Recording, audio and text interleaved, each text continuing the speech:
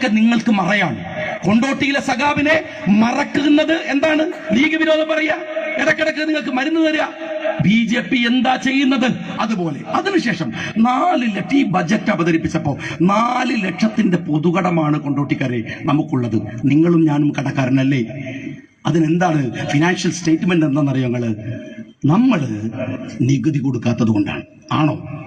ഈ ഇരിക്കുന്നവരിൽ ആരെങ്കിലും നികുതി കൊടുക്കാൻ ബാക്കിയുണ്ടോ? ഇത് കേൾക്കുന്ന സഖാവ് കൊടുക്കാൻ ബാക്കിയുണ്ടോ? ഈ വേദിയിലുള്ള ആരെങ്കിലും? എല്ലാവരും കൊടുത്തിട്ടുണ്ട്. കൊടുക്കാത്തവർ ആരാന്നറിയോ? നമ്മളെ നാട്ടിലെ വമ്പ മുതലാളിമാര്, കോഴിക്കോട്ടങ്ങാടിയിലെ കുത്തക മുതലാളിമാര്. അവരെങ്ങനെ കൊടുക്കുക? മുഖ്യമന്ത്രിയും 21 മന്ത്രിമാരും കോഴിക്കോട്ട് AC ബസ്സിൽ വന്നിട്ട് രാവിലെ വരെ വിളിച്ചോണ്ടിട്ട് അയക്കുറ വിളമ്പി കൊടുക്കുക, ചെമ്മീൻ വിളമ്പി കൊടുക്കുക. പിന്നെ ഓരെങ്ങനെ പൈസ തരിക? ഓരെങ്ങനെ പൈസ തരിക?